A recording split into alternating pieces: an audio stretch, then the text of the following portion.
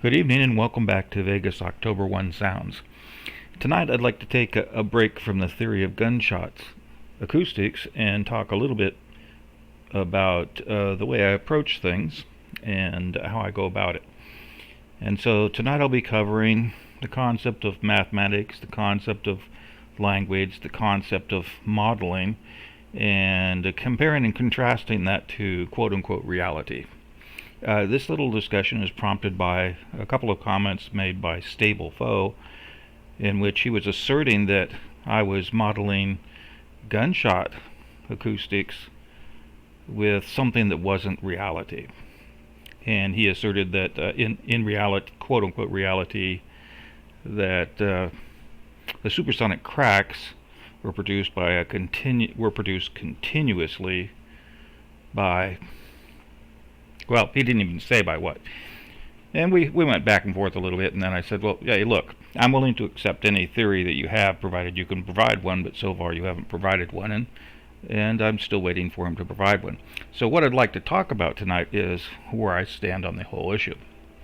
You and I communicate through language, and mathematics is nothing more than a language. And that language is just a universal language with the rules and syntax and meaning pretty much accepted worldwide. But it is nothing more than a tool. There's no truth to mathematics that's, superior to any other truth. It's just that mathematics is a commonly agreed upon language which we can trust to work the same way in every place. And boy, that's a big benefit, because the world is full of different languages, all of which, even in one language, the words have different meanings based upon their context and blah blah blah. Of course, mathematics suffers from that same phenomena. Without knowing the context of F equals ma, you probably don't know what I'm going to talk about. But I'm going to talk about F equals ma from the most basic and most popular context, which is Newtonian mechanics.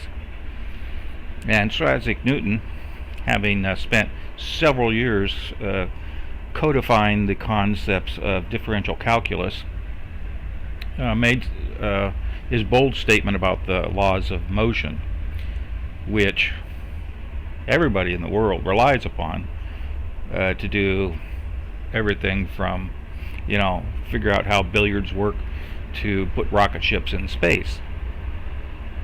So what is F equal ma? F equals ma is a form of a statement of one of Newton's laws, which says basically that the net force acting on a body is equal to the mass of that body times the acceleration. Yeah, is that a mouthful? Not as physics goes. It's a pretty simple statement. But it's not a definition of how things work. It's not a definition of how forces work. It's only an observation of what the aggregate phenomena of some related concepts do. One of the related concepts is force. What is force? Things that work on a body, let's say. Not a very clear concept, but it's a concept. What is mass? Well, what is mass? Is it the weight of the object? Not really. Is it some property based upon the molecules of the object in question? Maybe. What is acceleration? Well, in this case, I got a nice picture of the Earth in the background, and we're going to be talking a little bit about acceleration on a projectile due to the force of gravity. So here again we have an equation which describes something whose underlying phenomena we have no clue whatsoever how it works, because I've defied anybody listening, or any scientist friend of yours, or any theoretical physicist to describe to me exactly the fundamental basis of gravity. Plain and simple. We don't understand it. But yet we use this equation. We plug gravity into the A thing, and we use it all the time to make things work. So, is this a model, as Foe would say, of something that doesn't reflect underlying reality? because gravity is certainly a continuous phenomena. But yet, even for something as simple as billiards balls, I can use equations of this nature and simplicity to predict what's going to happen when one ball hits the other. So, what's a model? A model is nothing more than a set of concepts applied to a set of observations, which has, if done correctly, an ability to explain the observations and to make predictions in the future. Okay? So, for example, when I describe the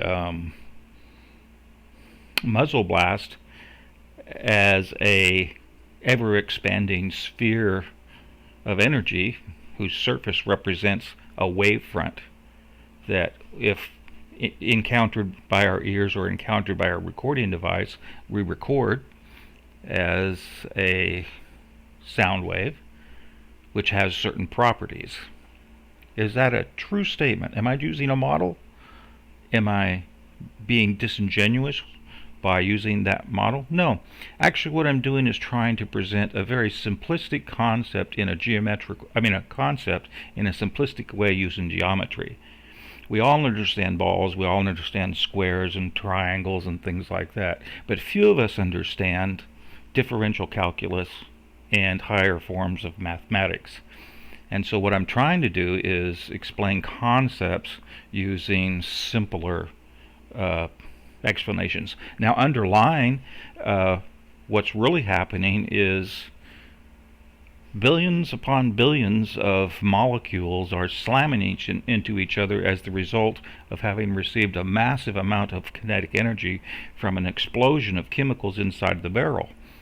And so to figure out what really goes on, you'd have to run some what we call computational dynamics, where you once again model something with billions of calculations to tell you what all of the molecules you're doing.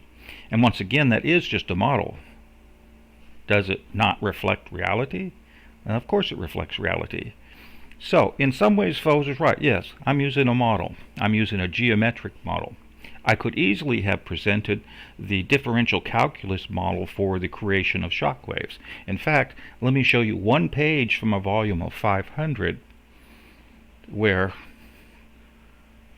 someone else has gone to the trouble to present the theory of the creation of shock waves. This is one page using differential and partial calculus to describe the conditions, one of the many conditions that are involved in the calculation and understanding of shock waves. As you can see, I'd probably take a lifetime to bring the audience up to speed and to explain the impact and everything of that. So yeah, I pick a simpler model. I pick a geometric model. I tell you that we can understand the creation of these supersonic shock waves by believing that they're individual little spheres of expanding together, that when they interact all form the cone, which is the leading edge of which is the supersonic shock wave front sound. And that's a pretty good model. It explains all observations that I have currently, and it predicts what happens in the future. Is it actual reality? Hey, it's a pretty good close approximation, and that's the best we can ever hope for, is a close approximation.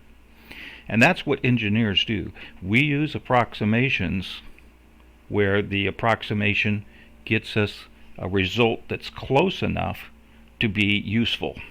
I don't have to drop into what you see on the page here with differential calculus to explain shock waves to you. And if I did,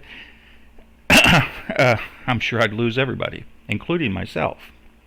So let's get back to the simple equation for forces. F equals ma. Is F equal ma true, or is it just a model? Well, you know, this worked for quite a while until we got to the point where we could start making things that travel real fast. And then this, well, I was just about to use some derogatory words, but then this fellow came along called Einstein and said, oh, whoa, wait a minute. That's not really how things work. What really is happening that space and time are a continuum, and that as you approach the speed of light, Newtonian mechanics just falls all apart. And his theory has been well accepted, and it explains observations that we couldn't explain before with Newton's simple mechanics, and it makes predictions into the future about black holes and things like that, which we are able to verify, and therefore it's a useful model. Is it reality? Hey, who knows what really goes on behind that, because we've yet to have an explanation of gravity, even from Einstein, who worked a good portion of his life to unify everything and failed.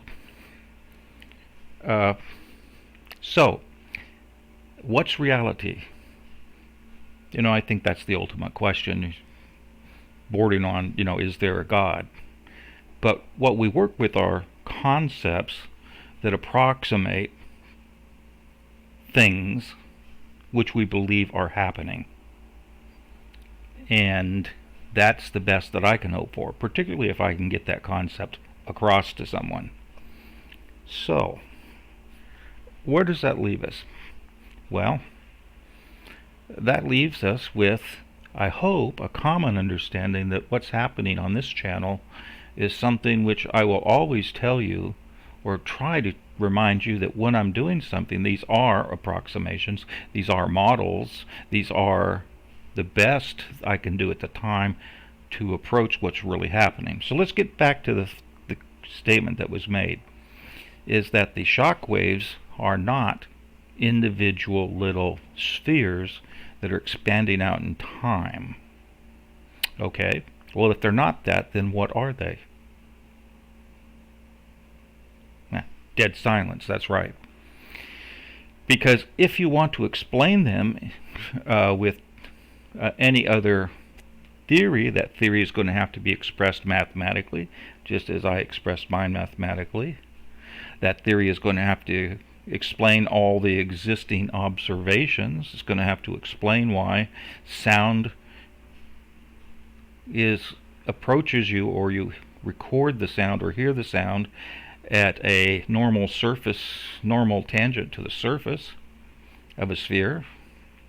It's going to have to explain how the Mach angle is created. It's going to have to explain how the cone is created. It's going to have to make future predictions on what the cone looks like based upon the speed of the bullet. All these things. So, and then we'll step back and we'll say, okay, you've got this theory, but that's not really what's happening underneath. That's not really a continuous thing, because let's address the continuous part. What does continuous really mean? Who knows? But if you get right down to it, you could actually look upon shock waves or sound or any of the phenomena associated with ballistics as individual atoms of a gas, in which case they're not continuous. There's space between those atoms. But if you take a group of them, are they continuous now? No, that's just a group. Do they have properties which make you believe that there is a continuous set of things going on there? That's a good question. Are they all emitting energy as they transmit the sound? Or do they absorb energy? What happens to these molecules as that bullet goes by? And these are all real good questions. But as you can see, no matter what theory you put forward, no matter how small you look, no matter what statement you make, there's always a different way of looking at it. And that doesn't make the new way wrong or the old way wrong or anything, as long as each way represents and gives the person a way of understanding and dealing with the phenomena. So what is the phenomena? Well, we can describe it in terms of what we know. We hear something. Okay, we hear something. That's a phenomena. What do we hear? We hear sound. What is sound? Well, sound is something that happens in the air. Okay, what is that something? How does it get to us? Is it the bullet itself? No. Is it the gun itself? No. Is it the expanding gases that come out of the muzzle barrel? No. Is it the movement of the bullet? No. Well, what is it then? Okay. Well, the best description that I can give at the time is that sound is a disturbance of the medium that carries the sound, and that is air. So it's a disturbance in the air. And you can say, well, that leaves the gate wide open. It sure does, because there's a number of different ways in which the air can be disturbed. The air can blow by you like a cool breeze. It can come straight at you like a hot Santa Ana wind. It can shock the living daylights out of you when a jet passes over by, and each of those is a different type of molecular behavior. There are some types of sounds that are so intense that they actually disturb and rearrange molecules, or they act some even more intense that destroy the nature of the atom itself by ripping it apart. And that's a real intense. At that point, it stops becoming sound, and really we call it more of more just intense energy. There's the type of sounds which you can compress the gas, because gas is compressible, and then when you release that compression, it goes back out, and nothing gained and nothing lost. It starts right back where it started. And then there's the type of sounds which occur so quickly that they alter the entropy of the gas, and you can't change it back. That is, they move so fast as to impart heat to the gas in a way that once that wave travels through, you can't reverse that heat process. You can't put it back into the wave. It comes out of the wave into the and as in the form of heat into the molecule, and you can't get it back directly back. But most sound waves are reversible. That is, any energy you put into the sound wave is going to be carried along, and it will come to another observer. So, you say, holy mackerel, my mind is reeling now. Yeah, that's right. It does reel. And that's why I've chosen a geometric approach to describing the phenomena, the creation and the propagation and the recording and the generation of both muzzle blast and shock waves. The muzzle blast, for example, is not a sphere, not at all. It is modeled as a sphere. It can be explained as a sphere, but in reality, it's very directional. It looks more like three tubes sticking out in front that are kind of wide, with the biggest tube being biggest and longest being in front of you, and the two tubes to the side shorter and fatter. And that's what we call the directionality of the muzzle blast. And if you're to the side, if you're at 90 degrees to the side, what you hear is so different than the person directly in front of the muzzle blast that you would not recognize it as the same sound. That's what really happens with muzzle blasts. So when I say that we can model it as a sphere, or we can just look at it as a sphere, that works for distances that are not close to the muzzle, where the impact of this directionality really has a big difference. The same way with the supersonic crack.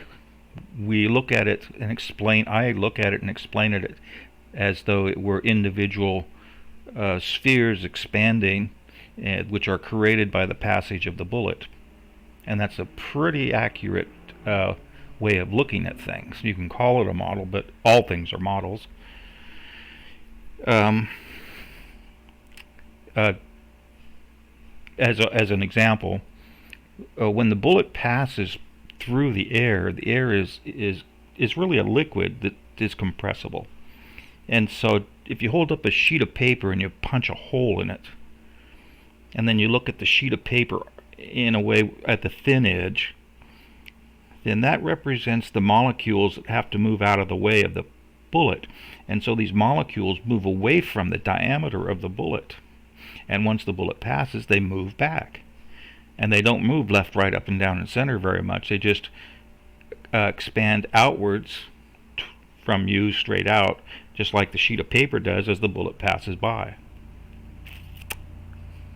And that's at the molecular level. We could look at it, and we could look at that, and we could look at the aggregate gross behavior of all the molecules, and it would jive very close with this spherical model that I've been using.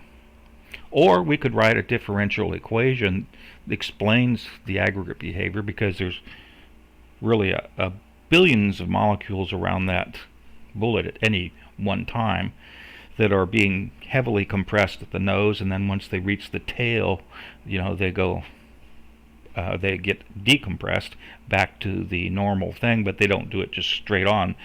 They have to go down to a low pressure and then back up to a neutral pressure.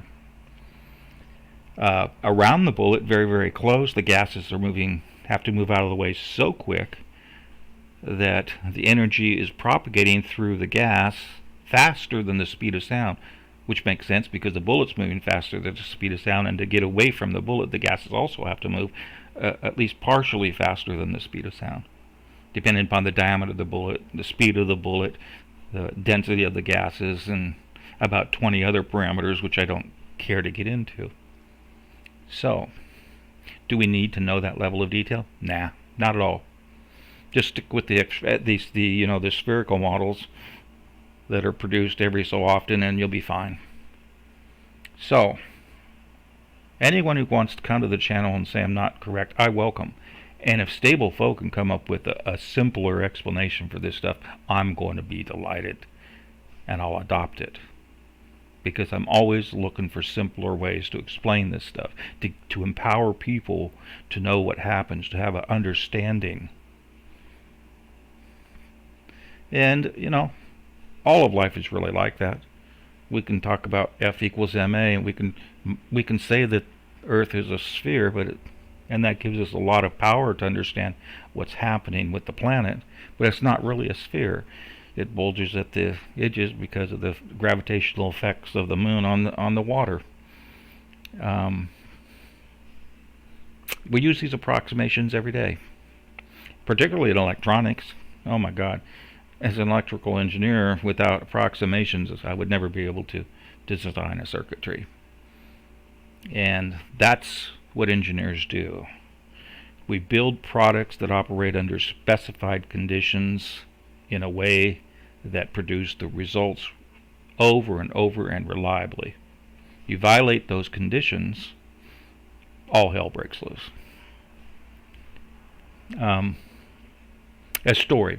I was working in Silicon Valley as building digital computers, and of course in this research and development department I was working in, there were a dozen different engineers, and just like the rest of life, everybody has their approach to doing it. And I was fresh out of college. Actually, I was still in college when I got hired on, and I was assigned the project of testing out a board that another engineer had designed. And so I was thrown right into the fire. And it took me a while to get my bearings and my feet, and there were trials and tribulations along the way, but when it was all done, I got the job of redesigning the board. And so I left that engineer and became acquainted with the most senior of engineer. And I expressed to him my frustration with the approach that the first engineer had been doing design work. This first engineer basically threw chips onto a board, wired them together, or in a prototype situation, and hoped things worked, and he tweaked it and tested it and blah blah blah until he kind of got something working. Whereas myself and the lead engineer, we sat down on paper, we looked at the constraints that the chips were designed under and needed to be operated under, and we took all that into account and built the circuitry. And if the circuitry didn't work right off the bat, it was usually due to the fact that we weren't thinking smart enough to design the circuit correctly, or there was some short from solder or miswire missing, or just some simple mistake. But we knew the conditions and assumptions under which the circuit was designed, and we knew that if it was put together correctly, it would operate as planned. Whereas the guy in the first part, if the circuit didn't work, it adjust the clock till it did, and it wasn't, in my opinion, a good scenario. So one day, I'm in the lab, and I'm looking at these circuitries, and I see this strange phenomena, and there were other people there also doing it. And what we did was we looked at the output of an individual digital gate. Now, digital gates are supposed to have two values, on or off, right? Well, this gate seemed to want to pretend that it was some quantum physics device, and it was never quite on, it was never quite off. You could never tell how quickly it was going to go from one state to the next, and it just behaved very oddly. And so we got the senior engineer involved, and he looked at it for a while and studied it and went back and did some research.